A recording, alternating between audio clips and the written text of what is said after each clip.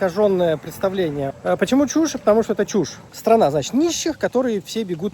Самое важное, да, бесит то, что поразительно. Вот ей-богу. Хотелось бы осветить такую тему, как искаженное представление о стране.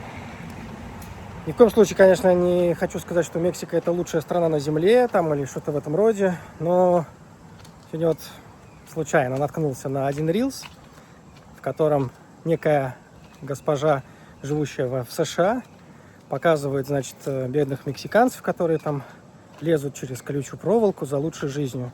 Ну и там дальше, значит, комментарий, что ради своих детей, ради их будущего, вот они, мол, бегут в Америку ради надежды на лучшую жизнь, достаток, и вот эта вся чушь. Почему чушь? Потому что это чушь. Значит, эти граждане, да, нарушают границу США, то есть они начинают свой путь в США сразу с нарушения. И интересно, как они собираются там дальше жить. Потому что все нелегалы в США, по большому счету, не могут рассчитывать на достойную жизнь. Потому что хорошую зарплату не дадут, потому что они нелегалы. Потом сказано про лучшую медицину. Да уж, в Америке насчет медицины, насчет лучшей медицины, это вопрос. То, что она самая дорогая в мире, это факт.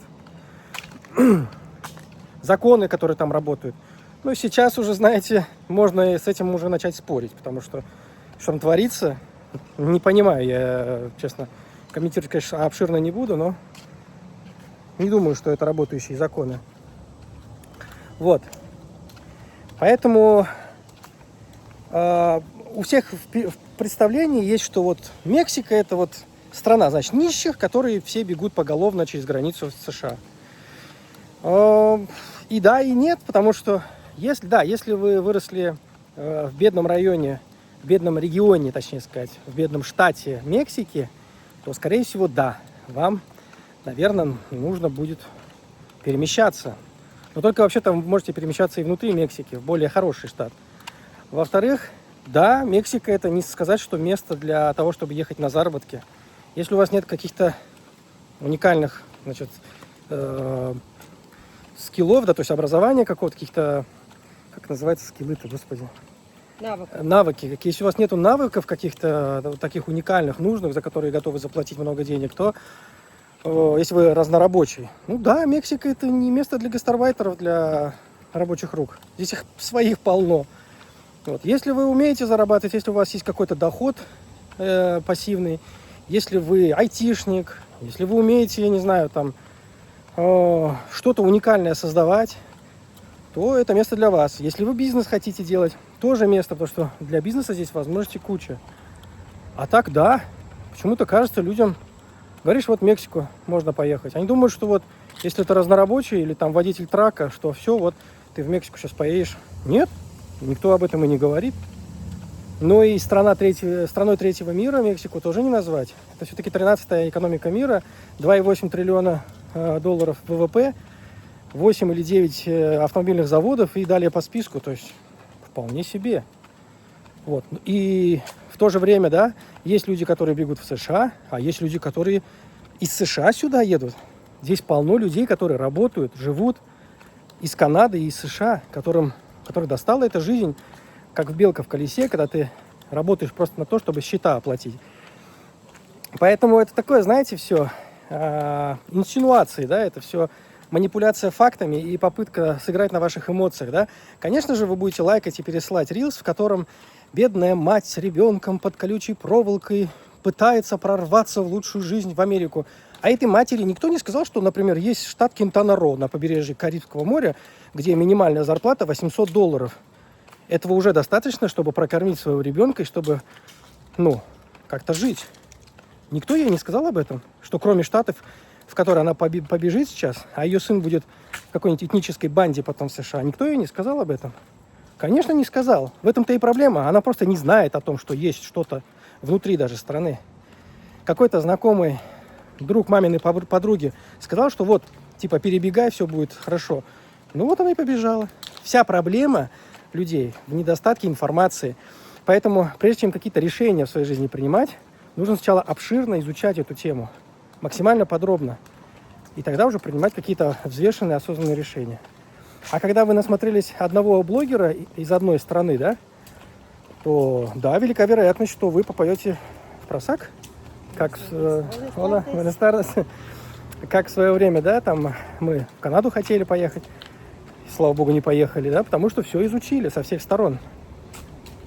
Потому что мы поняли, что не для нас эта страна, не подходит она нам.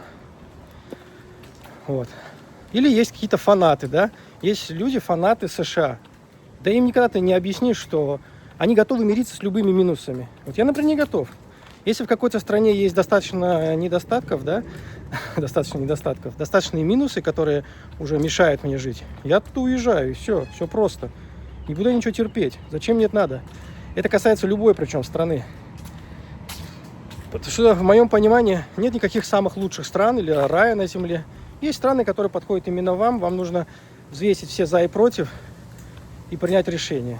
Вот и все. И не слушайте всех этих...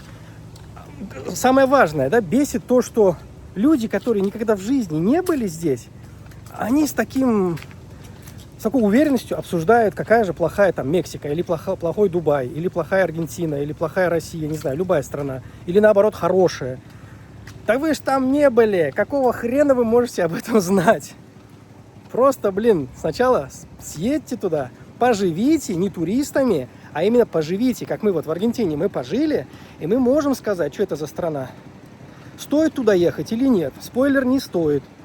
Вот. Но опять же, кто-то любит Аргентину, молодцы, живите. Мы только за, да? То есть просто для нас лично, конкретно для нас, там есть такие минусы, которые вообще не позволяли нам остаться там. То есть с которыми мы не готовы мириться никак, ни в каких обстоятельствах. Вот и все. Поэтому мир большой. Мир большой, выбирайте. Не надо на чем-то одном стопориться или говорить, вот это вот плохо, а это хорошо. Как говорится, каждому свое. Нехорошая фраза, конечно, да, но тем не менее, каждому подходит какая-то конкретная...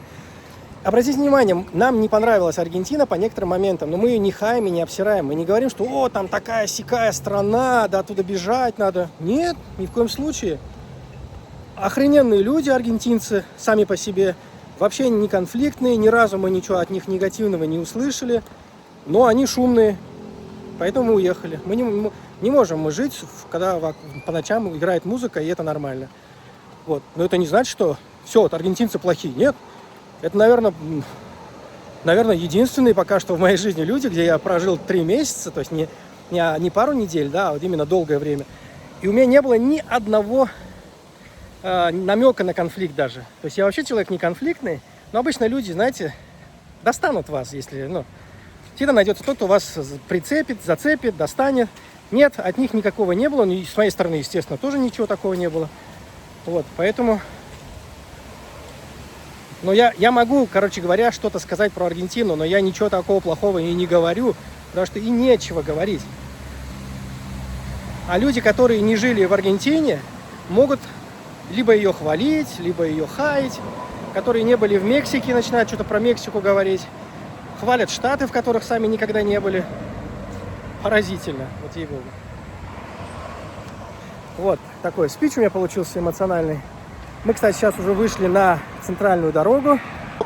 Вот так это все выйдет. Это Карретера Федераль называется, федеральная трасса. Она очень шумная.